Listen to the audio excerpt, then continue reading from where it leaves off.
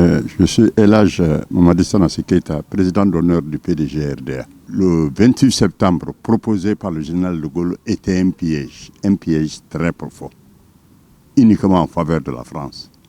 C'était pour, après tout ce qu'il y a eu comme mouvement de rébellion par-ci, par-là, au Cameroun, à Madagascar, des milliers de morts, on voulait maintenant obtenir l'aval des Africains pour entrer dans la communauté française. Alors, donc, De Gaulle, qui est un grand homme, il faut le reconnaître, il aime son pays, c'est clair, comme ceux voudraient aimer son pays, comme nous autres, nous aimons notre pays. Et il dit, ce qu'on va faire, on va obtenir l'accord des Africains. Ainsi, d'abord, ils se sont réunis. Quand lui, De Gaulle est un grand patriote, parce que quand la France a été en 6 semaines de combat déjà, l'Allemagne était à bout de la France et les troupes n'étaient pas loin de Paris. Alors, des Français qui ne voulaient pas voir Paris détruit, c'était une très belle ville. Paris était la plus belle ville à l'époque. Et pour ne pas détruire la ville, le maréchal Pétain, le président a démissionné, dit qu'il ne peut plus continuer la guerre et qu'il donne le pouvoir aux militaires, dirigé à l'époque par le maréchal Pétain. Il s'est déplacé de Paris pour aller un peu au sud de la France, où il a mis la capitale, et il a capitulé. De Gaulle, qui était un colonel pendant les combats, les lignes françaises ont été défoncées en tous les lieux, sauf le lieu où le colonel De Gaulle se trouvait. Alors, De Gaulle, il a été nommé à titre provisoire général de brigade. Lui, tout de suite, il s'est rebellé. Il dit, il n'est pas question de capituler, il faut résister. Il est allé, il s'est déplacé, il est venu, il est allé en Grande-Bretagne, à Londres. De là, il a essayé de joindre Brazzaville. Il est allé demander l'assentiment ça c'est en 1940, l'assentiment des Africains pour pouvoir continuer la lutte. Et il a dirigé la France libre. Brazzaville est devenue la capitale de la France à l'époque. De toute la communauté française, c'était Brazzaville, parce que De Gaulle était là avec ses hommes. Et ils ont tenté d'organiser ça. Et ils ont appelé les colonies qui étaient encore sous leur commandement. Et il a fait un appel à toute la France et à tous les patriotes le 18 juin 1940 pour dire qu'il fait appel à tous les patriotes de continuer la résistance, qu'il n'est pas question de capituler devant l'Allemagne. Ils ont organisé la chose, ils ont réuni les colonies qui étaient avec, surtout l'Afrique centrale là-bas. Notre colonie, ceux qui étaient là étaient déjà avec Pétain. Donc, ils se sont réunis, ils ont fait venir les Africains et ils leur ont demandé de s'ajouter à eux, qu'ils vont faire la guerre et qu'après la guerre, certainement, qu'ils auront leur liberté. C'est ainsi qu'une troupe a été levée à Brazzaville. Des milliers d'hommes qui ont marché jusqu'au Maghreb, où ils ont rencontré naturellement les troupes allemandes. Alors, c'est là où ça a commencé. De Gaulle s'est battu, c'était un grand homme, c'est vrai, pour son pays, bien sûr. Alors, qu'est-ce qui s'est passé? Et quand on a réussi, petit à petit, Pétain a perdu le contrôle de l'Afrique occidentale. Alors, nous ont réuni les Africains, nous aussi, tous nos Africains de l'Ouest et cela aussi, ont pris des militaires, ont indiqué des jeunes qui ont été engagés tout de suite dans les combats. Et quand De Gaulle, dans son intervention du 10 juin, il a dit à la France que la France se battra et continuera jusqu'au dernier survivant, que la France le fera avec son empire entendu colonial. C'est dans ce cadre-là qu'ils se sont trouvés. Et comme il avait promis, il pensait avoir l'aval des Africains pour ce qui est de la communauté française. Il fallait constituer un corps commun entre les pays africains colonisés et la France. C'est dans ce cadre-là qu'il a proposé un référendum. Demander aux Africains leur assentiment, qu'ils acceptent eux-mêmes d'adhérer à cette communauté française. Le 28 septembre était donc un grand piège. Si tous les Africains avaient voté oui, nous serions encore dans la colonisation. Vous, les jeunes, vous allez naître dans la colonisation. Mais c'est trouvé des patriotes, comme De Gaulle aussi. Ils sont patriotes pour leur pays. Ahmed Sékou Touré, Lansana Biabougui, Saïfoulaye Diallo, Mafori Bangoura, se sont retrouvés, ils ont dit, nous, il n'est pas question. Nous voterons non. Et la Guinée de toutes les colonies françaises qui ont été soumises au vote, la Guinée a été le seul pays à voter. Le 25 septembre, tous les autres partis d'opposition, qui n'étaient pas du PDG, le PDG, la position est connue, ceux qui n'étaient pas d'opposition se sont ajoutés au PDG pour dire qu'ils vont voter non, que tout le monde vote non. Donc le vote du 28 septembre a été une unanimité. Il n'y a pas de région, il n'y a pas d'ethnie, il n'y a pas de ceci, il n'y a pas de cela. 95 à 98% des Guinéens ont voté non le 28 septembre 1958 et la Guinée est devenue libre. Mais ça, c'est ce qui a fauché tous les plans de De Gaulle. Ça, il ne l'a pas pardonné. Il ne l'a pas pardonné. Il dit, je veux cet individu, Sékou Touré, la quand Sékou Touré lui a dit publiquement, nous préférons la liberté dans la pauvreté, à l'opulence, dans l'esclavage de 25 août ici. Quand il l'a dit, cet individu, nous ne nous entendrons jamais avec lui. Je le veux à genoux devant moi. Il a dit ça, c'est le service de sécurité. Je veux Sékou Touré à genoux devant moi. Ça nous a valu 52 complots. Je ne peux pas vous citer tout ça parce que je vais prendre votre temps. 52 complots ont été montés contre la Guinée, et rien que pour nous mettre à terre, y compris 2 agressions rebelles. Voilà, le 28 septembre, c'était un piège. Mais le piège a été, quand la Guinée a voté non, les autres peuples africains ont dit, voilà, vous nous avez trahi, nos chefs, ils ont dit ça à leur chef, vous nous avez trahi. Et c'était tel et si fréquent qu'en définitive, petit à petit, la France était obligée alors de signer des accords spéciaux avec ses anciennes colonies et leur donner la liberté. On dit, telle date, vous serez libre, telle date, vous serez libre, tel. Et au bout de 2 ans, tous les pays africains se sont retrouvés, entre d'options françaises, se sont retrouvés libres. Libres de forme, quoi. Le fond, c'était la Guinée. Aujourd'hui, comment 2 octobre est venu?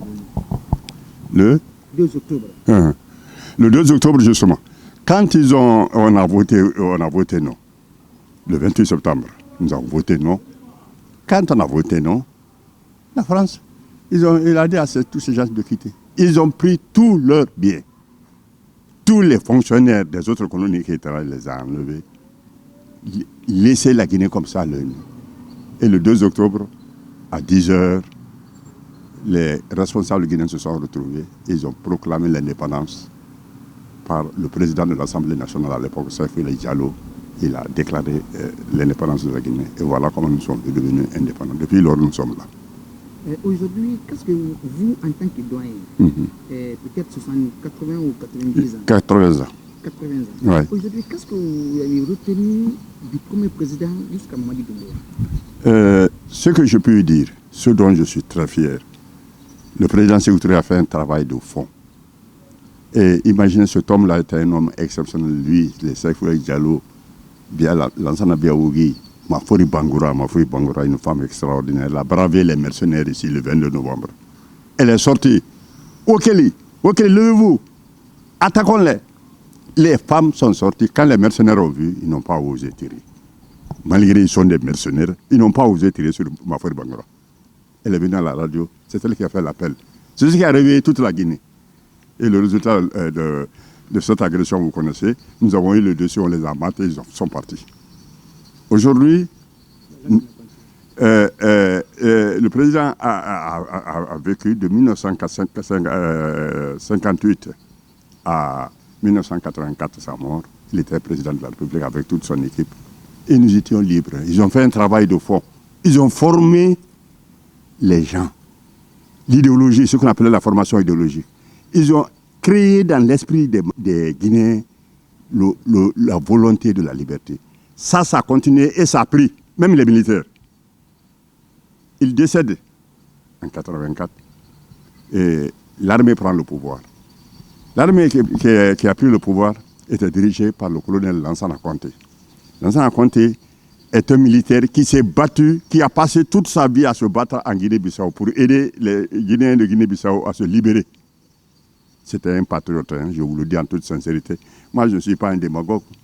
Il était un patriote, il aimait la liberté.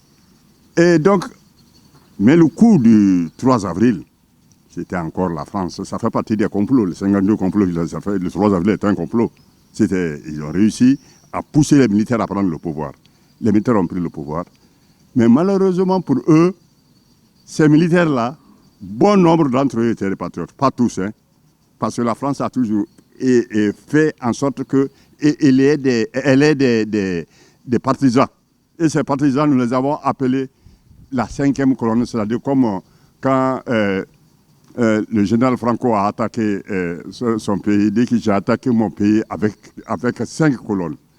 Colonne à l'est, à l'ouest, au sud et au nord. La 5e colonne est à l'intérieur. C'est-à-dire mes partisans que j'ai réussi à retourner contre le pays et ils sont avec moi. C'est eux la 5e colonne. Le mot 5e colonne est venu d'eux. C'est pour que nous ayons la 5e colonne. Les collaborateurs des impérialistes. C'est la 5e colonne. Cette colonne-là est restée. Mais ils ont tout fait auprès de Conté pour qu'il change de monnaie. Parce que l'indépendance, le premier signe de l'indépendance, c'est d'abord la monnaie. Notre monnaie était là. Indépendant en 1958, 1 an, 5 mois après, la Guinée avait eu sa monnaie, le franc guinéen. Depuis là jusqu'à maintenant, nous avons le franc guinéen. Il y avait quel franc ici? On a fait le franc guinéen qu'on appelle maintenant Sili ou qu'on appelle n'importe quel nom, peu importe. Il y avait quelle monnaie avant le franc guinéen? C'était le franc CFA. Ah, nous étions colonisés. Les autres sont dans le franc CFA encore. Jusqu'à maintenant. Je vous dis que si la Guinée n'a pas voté non, ils vont quitter bientôt le pays aussi, ils vont quitter bientôt. Vous avez entendu que les éléments dit il y a 6 pays dans notre sous-région en Afrique occidentale qui ont leur monnaie propre. Les 6 pays vont se réunir pour faire une monnaie unique, éco, c'est-à-dire de ECOWAS, c'est-à-dire CEDEAO, et cette monnaie s'appellera ECOWAS, ECO. Et qu'est-ce que vous avez retenu de Lansana Conté? Lansana Conté, je vous dis que c'est un patriote. Ils ont voulu qu'il lui vienne au CFA. Et nous avons un frère que vous n'avez pas connu, il est mort malheureusement, Momo Bangoura. Et là, Momo Bangoura. Momo Bangoura est allé voir le président. Le président, j'apprends que vous voulez venir au CFA. Nka Falaïbe, il n'a pas CFA qui. Allah m'a dit qu'il a cobré Tongo, il a 5 contre la banque. Tara, c'est comme ça, il dit c'est comme ça. Si tu vas dans le CFA, c'est comme si tu prenais ton argent pour le mettre à mon compte à la banque. Tu vas m'en combrer quoi? Faut t'en cacher que tu m'en es. Il dit, ah oui, ça c'est vrai. Tant que moi, non, ma tongo fait parce que le président qui a compte Nara, à Go. Et il a ri, le président, ils ont ri. Il dit, mon CFA, qui sont non. Et là, ça n'est pas entré dans le CFA. Il n'est pas entré dans le CFA depuis ça, jusqu'à maintenant, nous sommes dans notre monnaie. Qu'on l'appelle de n'importe quel nom, ce n'est pas important. Si nous disons tout briques, si on dit briques, si on dit monnaie, qu'est-ce que c'est la monnaie? Ça devient la monnaie. Le nom n'est pas important. Après ça, qu'est-ce que tu as dû retenir de Lansana Conté? Donc oui, c'était un patriote. C'est parce qu'il a refusé d'entrer dans le CFA que le 2 et 3 février 1996, on a bombardé le palais. Où il était. Ils ont bombardé ça pour on voulait le tuer. Naturellement, Dieu l'a sauvé et il n'en est pas mort. Il est resté le même. Il a gardé la monnaie guinéenne. Donc, il les a trompés d'abord au départ. Il leur a dit, bon, on était dans le Sili, puis nous appellerons notre monnaie Sili. Sili, c'est éléphant. Ça veut dire un sous-Sili. Ça veut rien dire, c'est Sili. Tu donnes n'importe quel nom à la monnaie. Si tu l'appelles monnaie, c'est la monnaie. Le nom n'est pas important. Nous disons Sili. Alors, là, ça les a trompés. Il dit, oh, bon, ce qu'on va faire, je vais changer d'abord le Sili, là, en franc guinéen, pour que les gens comprendre quand nous allons venir au CFA pour qu'ils vont franc, ils vont comprendre mieux ça. Si on va faire. Il les a trompés comme ça. Ils ont dit, ah oui, c'est un stratège. Ah, président, oui, c'est bon. Il a changé. Le Sili en franc guinéen. Voilà comment le franc guinéen est fait. Donc ça veut dire qu'on retient de la liberté. C'était un président de liberté. C'était un homme, un patriote. C'était un patriote, un homme libre, patriote. Il est resté. Et ça, ils ne l'ont pas pardonné à Lansana Conté. Mais ils n'ont rien pu contre lui aussi. Mais après Lansana Conté, qu'est-ce que vous avez pu retenir de Dadis? Bon, Dadis est venu, c'est un jeune qui ne connaît pas particulièrement le PDG. Il était un révolutionnaire, mais malheureusement, en tant que jeune, ils ont poussé, parce que je vais vous le dire, parce que je suis un parti politique. Nous sommes tous pour ceux. Ils ont créé d'abord, nous on avait le parti unique ici, PDG-RDA. Ils ont souvenu ça, c'est la démagogie, ça c'est la dictature, c'est ceci, de tous les noms que vous voulez. Vous avez même appris ça, même jeune, que nous sommes des dictateurs. C'est la meilleure forme de gouvernance. Alors, donc quand on a créé le PDG, ils ont dit qu'il faut créer d'abord le multipartisme. Le multipartisme, c'est la pagaille dans le pays. Chacun est partisan. Et maintenant, les ethnies, chaque ethnie a son parti, chaque village a son parti. Personne ne veut de personne. On peut facilement installer la guerre. Alors, avec ce multipartisme-là, on a arrêté, on a créé, nous avons créé cette situation. Et nous sommes fragilisés, on est plus fragile hier qu'aujourd'hui. Aujourd'hui, qu'hier, parce que hier, c'était le parti unique, on était là. Donc, quand tu n'es pas dans la ligne, nous savons. C'est très facile de te déceler. Mais maintenant, là, avec plusieurs partis, tu dis, j'ai mon parti. Chacun se lève et crée son parti. Et surtout, ceux qui étaient avec eux là-bas, qu'ils ont monté, préparé, ils ont préparé leur parti, ils sont venus. On a commencé les élections. Dadis a fait le coup d'État. Après la mort de l'enfant, Conté aussi. Lui aussi a fait un coup d'État. C'est un jeune, mais qui ne connaît que la Guinée. Quand il a fait son coup d'État, alors, on a poussé les partis politiques à dire non, les militaires n'ont qu'à quitter le pouvoir. Comme ils veulent le faire maintenant, là, ils veulent aussi que les autres quittent le pouvoir, que les partis n'ont qu'à venir. Ils ont mis les gens dans la rue. Comme nous sommes là, si les gens sortent dans la rue, nous envahissons la rue tout à l'heure, parce que nous n'avons que des jeunes. Allez-y dans la rue. Ils vont aller dans la rue. Les militaires vont tirer sur eux ou pas. Aujourd'hui, là où nous sommes là, si on dit sortez, les gens sortent, ils vont tirer sur eux, ils vont pas tirer. Nous savons qu'ils vont mourir. Nous savions tous qu'on allait tirer sur eux. Dadis a tiré sur eux. Il a tiré sur eux, ça a créé ce que ça a créé. Ça lui a valu d'être aujourd'hui en détention. Je souhaite qu'il s'en libère. C'est l'impérialisme qui nous a menés là où nous en sommes. Avec ce multipartisme intégral, sauvage là. Chaque famille a son parti politique. Dans la famille, toi tu as ton parti, ta femme a son parti, d'autres aussi ont leur parti, c'est comme ça. C'est ce multipartisme sauvage qui est. Dadis, je ne le condamne pas. C'est un jeune. Mais il est dans une situation dans laquelle l'impérialisme l'a mis. Comme ils sont en train de préparer actuellement, ils ont créé une autre organisation, Union Sacrée. Union Sacrée, les partis n'ont qu'à pousser leurs militants dans les rues pour chasser les militaires là. C'est une autre alternative, c'est un autre coup d'Addis. Parce que quand ça va venir, les militaires vont tirer sur eux. Et après l'opinion va crier, hey, on a tué les Guinéens, c'est ceci, c'est cela. On va encore mettre la main sur les militaires pour ceci, cela. Parce que ce qu'ils veulent, c'est que nous restions sous leur contrôle. Ils ont la science, ils ont la technique, ils ont la technologie que nous n'avons pas. Nous n'avons pas ce qu'ils ont. Mais nous avons des ressources que Dieu nous a données. Ce n'est pas nous qui avons mis la bauxite dans le sol de notre pays. Nous n'avons pas mis le fer là, ce n'est pas nous. Qu'est-ce que vous avez retenu de Konaté? Président Konaté. Konaté était déterminé. C'est le même groupe pour l'ensemble. C'est le même groupe. Dadis, c'est le même groupe. Quand Dadis a été arrêté, parce qu'il l'a attiré dans un piège, il est tombé là-dedans. Il est tombé dans ce piège-là. On l'a pris, on l'a envoyé à Ouagadougou. Son argent, on l'a mis à sa place en attendant que lui, il organise les élections. Il a organisé les élections. Un civil est venu. C'était Alpha Condé. Qu'est-ce que vous avez pu retenir de Alpha? Nous, on n'est pas pour tout ceci là. Moi, je suis PDG RDA. Je n'ai jamais aimé le RPG. Mais je n'ai rien contre. Ah, puis c'est le multipartisme qui a créé. Alpha Condé a créé son parti. Siradio a créé son parti. Bamado a créé son parti. D'autres Guinéens ont créé leur parti. Nous sommes aujourd'hui entre 500 à 600 partis politiques. Combien d'habitants? 600 partis politiques.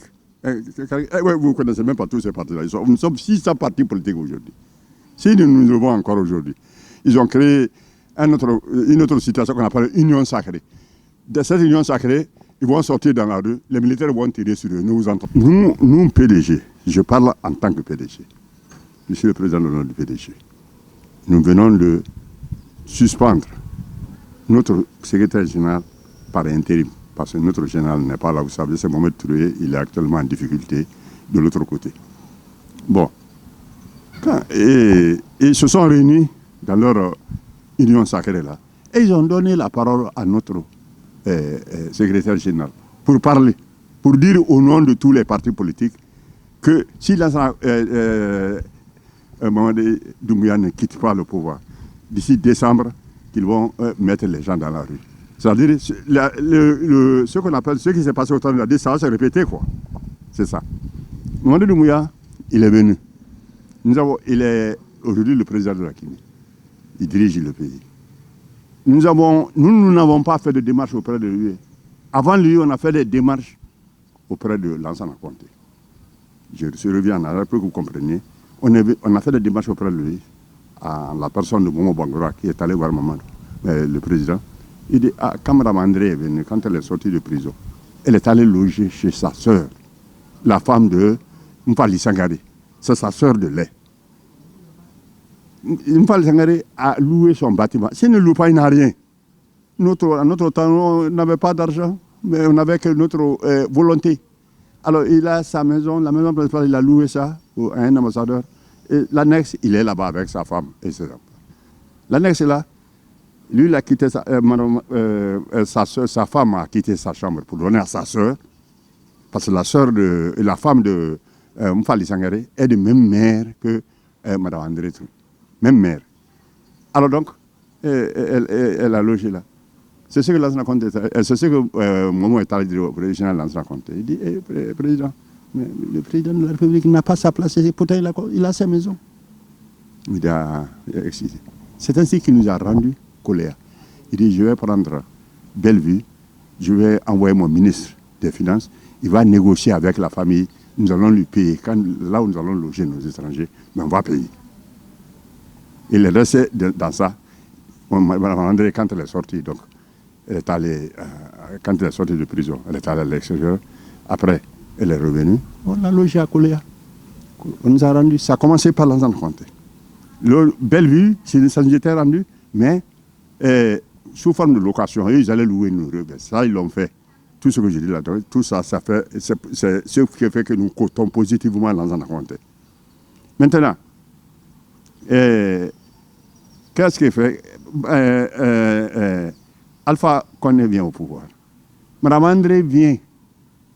Vous avez entendu, elle l'a dit ici dans cette interview. Elle vient à Bellevue, elle veut aller voir. On lui a interdit d'entrer dans Bellevue. Il n'est pas question, on va plutôt voir ici. Et sa maison, pour la voir, elle est retournée. Il dit, Dieu me la rendra. Dieu a entendu l'appel. Mamadi Doumbouya est venu. Nous n'avons pas demandé à Mamadi Doumbouya de nous donner la maison. On ne lui a rien demandé. Nous, puisque l'autre nous a dit déjà, lui, il est un civil, il n'est pas un militaire. Il nous a chassés de Bellevue. Nous, on n'a plus rien demandé, on s'est tu. On s'est tu. Qu'est-ce qui s'est passé? Mamadi Doumbouya nous appelle et nous remet les biens du président. Sa maison. Et Bellevue que vous voyez là, vous ne connaissez pas. C'est autant colon, hein. Donc tu ne peux pas dire qu'il a volé, il a volé quelque chose, il n'a pas pris un franc du budget, un franc. Autant colon, quand il était député. Et c'est sa femme même qui était chef de chantier de Bellevue. Quand il est parti à Dalaba, le chef de canton de Dalaba, à Tenka, c'est la première case ronde qu'il a eu à voir là-bas. Ça l'a plu pendant en 1956. Il a regardé ça. Il dit, chef, ça c'est beau. Hein. Ce que je vais souhaiter, je vais avoir le plan de ça. Moi aussi, je vais construire comme ça. Voilà comment Bellevue est arrivé. Il est venu, Mme André était le chef de chantier, et ils ont fait le cercle. C'est les cases rondes, c'est le type africain, ça. Dans nos villages, c'est comme ça. Cases rondes. Donc, quand il a fait ça, on dit, voilà. C'est après qu'on a complété. Donc, Mme André, donc le bien nous a été rendu par Mamadi Doumbouya, on ne lui a pas demandé. Bon. Ensuite, il a donné le nom de l'aéroport au président Ahmed Sékou Touré. Le grand aéroport de Paris, c'est l'aéroport Charles de Gaulle. L'aéroport d'Abidjan, c'est l'aéroport Houphouët-Boigny. Au Sénégal, à côté de nous, Blaise Ndiaye, etc. Chacun a donné le nom à son premier responsable. Et pourquoi pas la Guinée? Il a donné le nom de ça. Ce n'est pas nous qui lui avons demandé. À cause de ça, nous ne faisons rien contre lui. Nous, PDG, on ne fera rien contre lui. Ce qu'il a fait, nous restons reconnaissants pour ça. Depuis qu'il est venu au pouvoir, tout ce qu'il est en train de faire pour la Guinée et les Guinéens, qu'en pensez-vous à cela? Nous approuvons, nous sommes partisans, je viens de vous dire que nous approuvons, nous avons Mamadi Doumbouya parce que avec ce qu'il nous a rendu là, sans qu'on lui demande, nous sommes avec lui.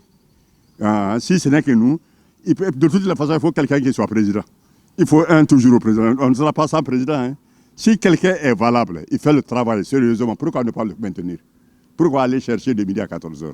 On ne veut pas. Voilà, nous, c'est notre position. Nous, on est avec lui. Il n'est pas dans le PDG. Il n'est pas dans le PDG. Mais ce qu'il a fait pour nous, ce texte-là, nous restons reconnaissants. Nous ne nous opposerons pas à lui. C'est ça. Nous sommes de la semaine de l'indépendance.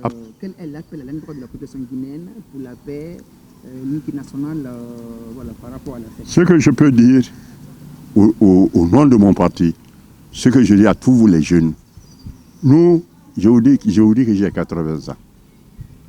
Je n'ai pas besoin d'argent, je ne cherche pas de place, je ne sais rien. Mais vous, les jeunes qui êtes avec le PDG, je demanderais que vous ayez de la place parce que vous en avez besoin. Vous n'avez pas ce que moi j'ai. Moi, je suis chez moi. Il y a qui paye ici? Je suis logé là-bas. Mes enfants me nourrissent. Je ne demande rien à qui que ce soit. Je n'ai pas besoin d'argent, je n'ai pas besoin de place. J'ai ma nourriture et je pense que si Dieu le veut bien, jusqu'à ma mort, je n'aurai pas de problème. Donc pour moi, je demande à tous les Guinéens de faire la paix, d'accepter la voix des dirigeants et de nous donner la main, de ne pas nous mettre dans la guerre. Dieu merci, la Guinée a évité la guerre civile qui devrait nous être imposée par le colonialisme, par l'impérialisme. Notre pays est riche, abondamment riche. Je vais vous donner une petite anecdote. En 1972, quand on a découvert les gisements de fer du Nimba, quand les Blancs, Nimba, c'est là en forêt là-bas. Quand les Blancs sont venus faire le compte rendu au président, nous étions là. Ce que ça peut faire comme bien pour la Guinée va diriger le prix du fer dans le monde. C'est extraordinaire, 65 à 70% de teneur. C'est-à-dire quand tu remplis la main, tu prends 100 kilos, 70 kilos sont le fer pur. Un fer absolu. Ils ont dit, vraiment, monsieur, vous êtes sauvé. Votre pays va être riche. Alors, il dit, il regarde ça. 72 tous les cadres nés. Il dit, nous sommes combien de Guinéens aujourd'hui? 2 millions et quelques. Dans 50 ans, on sera combien de Guinéens? On aura au moins 20 millions. Moi, je préfère qu'on laisse ce faire-là, Miferine, Simandoula, qu'on laisse ça. Qu'on laisse ça à nos petits-fils. Mamadi Doumbouya est un petit-fils de Sékou Touré. Hein. Du point de vue âge, prenez le son, c'est un petit-fils. Il dit, je préfère ça à nos petits-fils. Dès qu'eux aussi, ils ont lancé, ils n'ont pas trouvé d'autre nom. Hein. Notre pays s'appelle maintenant le paradis. Pays de richesse et d'innovation. Ça s'appelle maintenant paradis. C'est toujours la même Guinée. Hein. Mais vous appelez ça maintenant notre pays le paradis. Vous le dites à la radio toute fois. Notre pays Guinée le paradis. Parce que c'est extraordinaire. Dans quelques années, dans 5-10 ans, la Guinée va contrôler le prix du fer, de l'aluminium, de l'acier dans le monde. Les prix partiront d'ici. Et donc, ils sont en train de signer pour transformer directement, hein, sortir la terre et transformer en acier. Ça se fera en Guinée ici. Vous, les jeunes, pas nous maintenant, si Dieu nous donne de vous accompagner un peu, vous accompagnera un peu, vous allez être dans la richesse absolue. Parce qu'on sera riche. C'est vous. Tout le monde peut gagner. On a beau tricher, on vous donnera le bon. Aujourd'hui, vous êtes mal payé. On vous payera bien. Parce qu'on aura l'argent. Voilà, vous appelez notre pays aujourd'hui le paradis. À vous, parce que ce que vous avez vu, c'est ça. Sinon, c'est de la Guinée. C'est pas le paradis, c'est la Guinée. Le paradis, c'est de l'autre côté, après la mort. Mais vous appelez le pays aujourd'hui parce que ce qui vous attend. Quand le Mifergui Nemba va être mis en valeur, ça n'a pas d'autre nom que le paradis. Nous avons les 2 tiers des réserves de bauxite au monde. Avec beaucoup, si on est sur la bauxite comme ça, sur le fer, qu'on a créé même sur le fer. Alors, ça veut dire quoi? Que nécessairement, vous ayez le courage, travaillez, apprenez, le bonheur vous attend. C'est ce que je peux dire. C'est le paradis, comme vous le dites, hein? Parce que le bonheur, c'est bien vivre. Quel est souhait de bonne fête à tous les Guinéens? C'est ce que je souhaite à tous les Guinéens. Donnez-vous la main, aimez notre pays. C'est comme vous l'avez baptisé le paradis. À qui va abandonner le paradis pour aller à l'enfer? Donc aimez notre pays. Pas de guerre, pas d'histoire, pas de bruit. Parce que si ça nous brouillons, nos ennemis sont là, ils n'ont pas cessé. Je vous ai dit que le 28 septembre, c'était un complot. Complot contre les Africains. Si tout le monde avait voté oui, on serait encore là-bas. Et regardez, le Sénégal est à côté de nous. Ils sont dans le CFA. Nous étions dans le CFA, moi j'ai vu le CFA, vous n'avez pas vu ça, mais moi j'étais dans le CFA, moi j'ai vu. Quand je venais au lycée, on était au CFA. On avait le CFA ici. C'est l'indépendance qui nous a fait changer de monnaie. Maintenant, après que vous avez appelé la Guinée le paradis, c'est vous qui l'avez dit. Ce n'est pas nous qui avons nommé la Guinée, nous disons la République de Guinée. Vous dites le paradis. Alors si c'est le paradis, pays de richesse et d'innovation, faites tout pour rester unis. N'acceptez pas que la guerre vienne chez nous.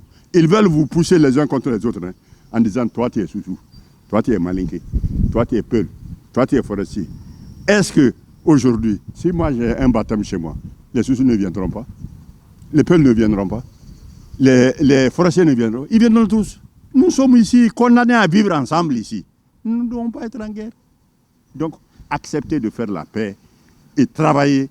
Vous aurez le paradis que vous-même vous avez désigné. Vous avez transformé le pays paradis. Vous aurez ce paradis-là si vous acceptez. Merci beaucoup. Oui. Quel est le mot de bonne fête au président? Je souhaite bonne fête au président Mamadi Doumbouya. Je lui souhaite longue vie. C'est un jeune comme vous. Moi, je vous dis, j'ai 14 ans, lui, il est dans les quarantaines. Donc, il est mon fils. Alors, donc, je vous souhaite de vous entendre avec lui et de vous donner la main, de travailler la Guinée, de grandir. Tout ce que chaque chef fait, ça te suit. Tu mourras, mais ce que tu as fait restera. Ce que nous a donné l'indépendance. Il a dit non, nous avons dit non. C'est pas ce que lui, c'est son équipe. Ils ont dit non. Aujourd'hui, nous sommes indépendants. Ils ont tout fait pour nous mettre là-dedans. Je vous dis, ils ont mis 52 complots. Je ne peux pas vous citer tout ça, je ne peux pas prendre votre temps. 52 complots. 52. Pour que la Guinée retombe. Ils n'ont pas réussi. Le seul qui a réussi, sauf le 3 avril. Mais ce n'est pas grave. Celui sur lequel ils ont mis la main, Lansana Conté, lui, il était un patriote. Donc ils n'ont pas réussi. C'est pourquoi ils ont tiré sur lui au canon. On a bombardé sa maison au canon, hein, pour le tuer. Mais il n'est pas mort, Dieu ne veut pas. Alors continuez, donnez-vous la main. Vous aurez le paradis dont vous parlez aujourd'hui. Vous l'aurez.